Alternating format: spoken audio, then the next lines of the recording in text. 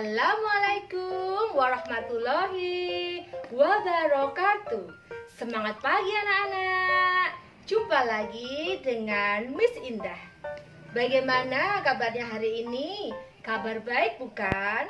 Ibu berharap semua dalam keadaan sehat selalu. Dan tentunya tetap semangat walau belajar dari rumah. Sebelum pelajaran dimulai, marilah kita berdoa sesuai dengan agama dan kepercayaannya masing-masing. Kali ini kita akan belajar tema 7, subtema 3, pembelajaran ketiga. Masyarakat Indonesia beragam dalam budaya, suku, bangsa, bahasa, dan agama. Selain itu, ada pula keragaman dalam ekonomi. Mari kita pelajari. Keragaman ekonomi di Indonesia. Aktivitas ekonomi terdiri atas 3 bagian, yaitu produksi, distribusi, dan konsumsi. Aktivitas ekonomi penduduk Indonesia disesuaikan dengan kondisi wilayah Indonesia. Sebagai negara kepulauan, wilayah Indonesia meliputi wilayah daratan dan perairan. Wilayah Indonesia juga mengandung potensi alam melimpah. Namun, potensi alamnya belum mampu dimanfaatkan secara optimal bagi kemakmuran penduduk Indonesia. Sebagai generasi penerus bangsa, kamu hendaknya ikut berperan aktif dalam pemanfaatan potensi alam secara bijak.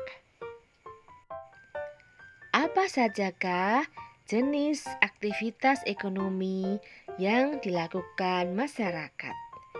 Bergerak di bidang apa sajakah aktivitas ekonomi masyarakat? Berikut beberapa jenis aktivitas ekonomi dan bidang ekonomi terkait. 1. Aktivitas ekonomi di bidang pertanian.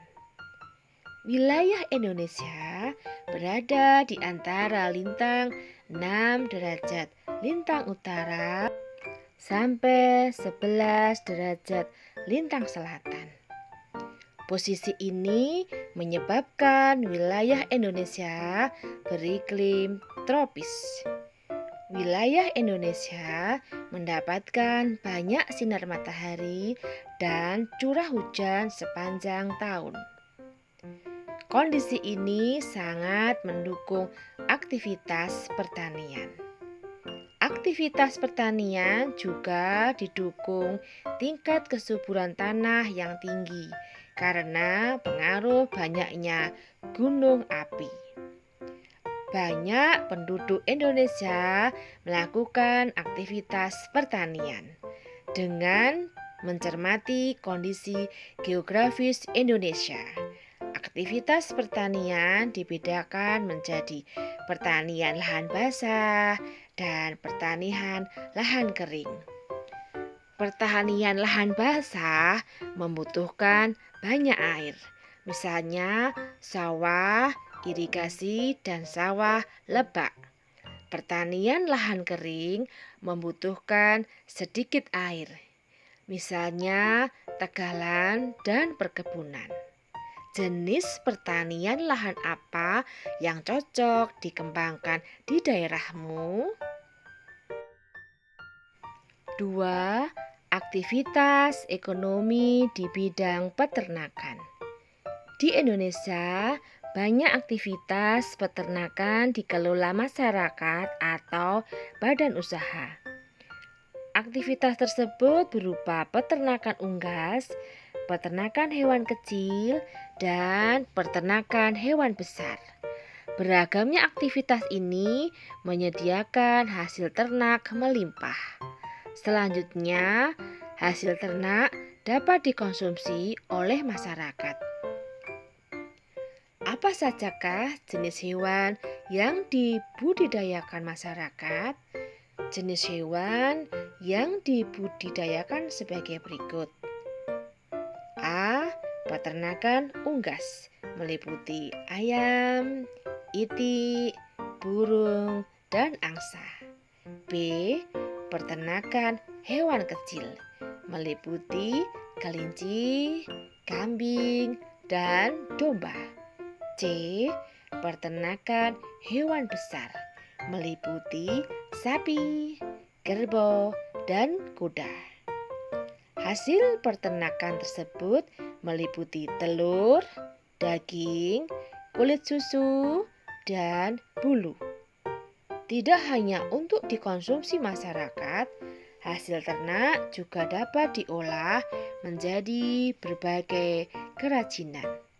Kerajinan dari hasil peternakan misalnya tas, sepatu, sandal, jaket, sarung tangan, dan kok atau bola bulu tangkis. 3. Aktivitas ekonomi di bidang perikanan. Sekitar 2/3 luas wilayah Indonesia berupa perairan. Fakta inilah yang menjadikan Indonesia dikenal dengan sebutan negara maritim. Luasnya wilayah perairan menyimpan potensi kekayaan alam melimpah. Potensi ini dimanfaatkan masyarakat untuk mengembangkan aktivitas perikanan. Aktivitas perikanan dilakukan secara tradisional. Kondisi ini menyebabkan produksi hasil perikanan di Indonesia belum optimal. Aktivitas perikanan dikelompokkan menjadi perikanan tangkap dan perikanan budidaya. Aktivitas perikanan tangkap dilakukan oleh nelayan dengan cara menangkap ikan di laut. Dahulu nelayan mengandalkan angin untuk menggerakkan perahu. Nelayan memanfaatkan angin darat untuk pergi melaut dan angin laut untuk kembali ke daratan.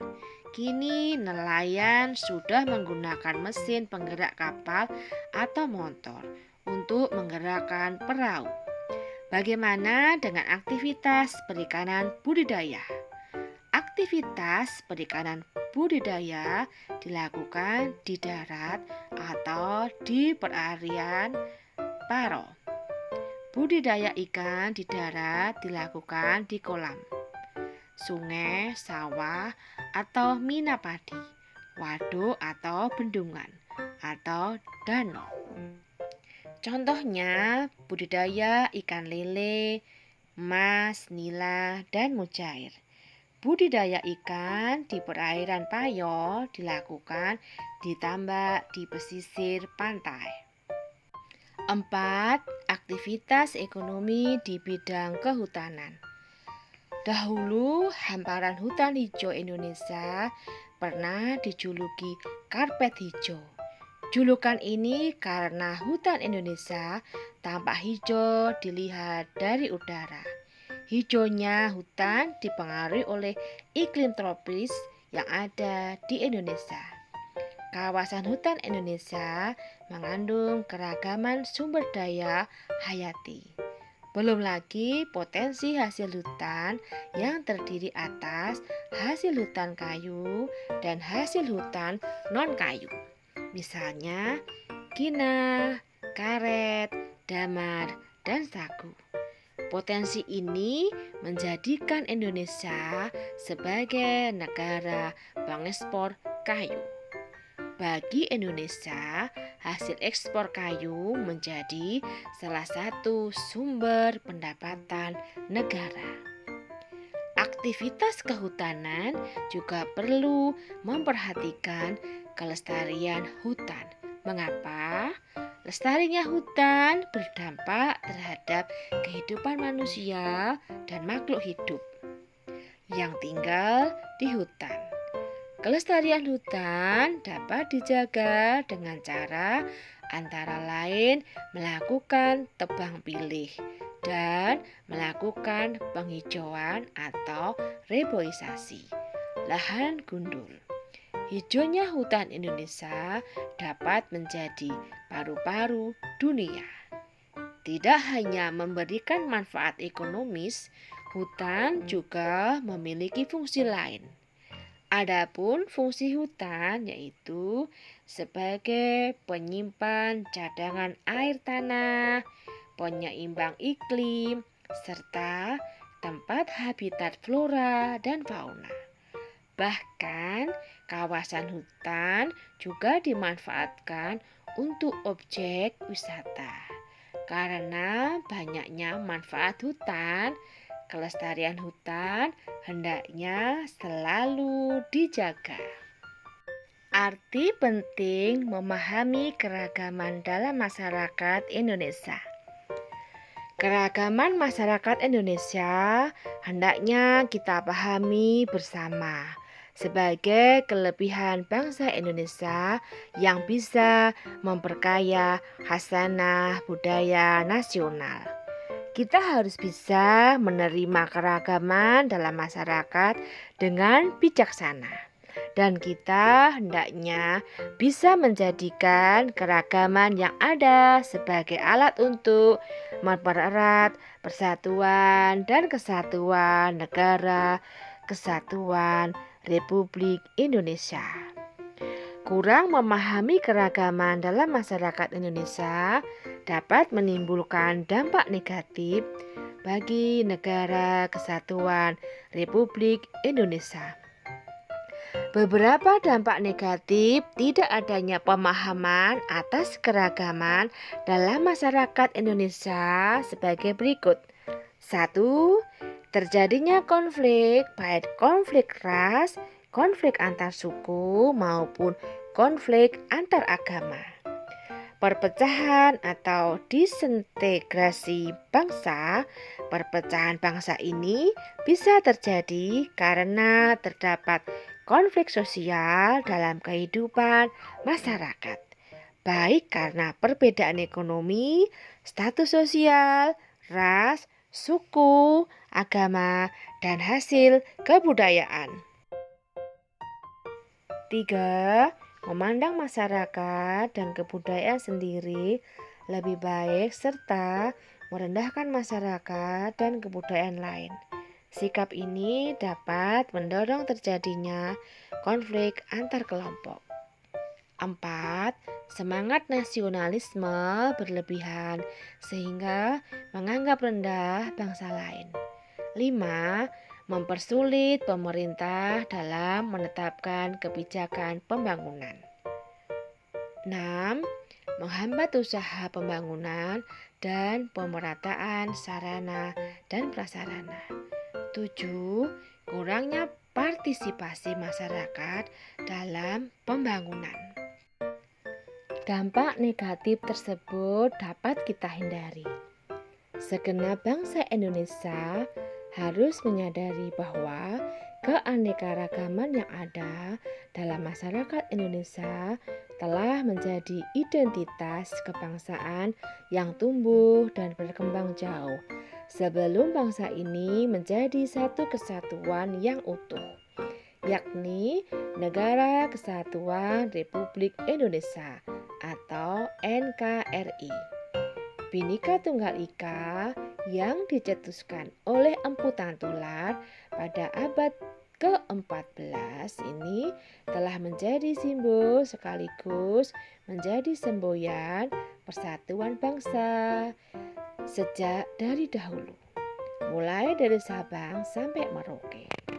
Oleh karena itu, kita hendaknya bisa saling menghargai atau bersikap toleran dalam keragaman. Banyak bentuk tindakan yang mencerminkan sikap toleran dalam keragaman, antara lain sebagai berikut. 1. Menghargai perbedaan dalam masyarakat, baik perbedaan suku, agama, ras, budaya, maupun golongan. 2. Hidup berdampingan secara damai dengan orang lain meskipun berbeda suku, agama, ras, budaya, maupun golongan. 3.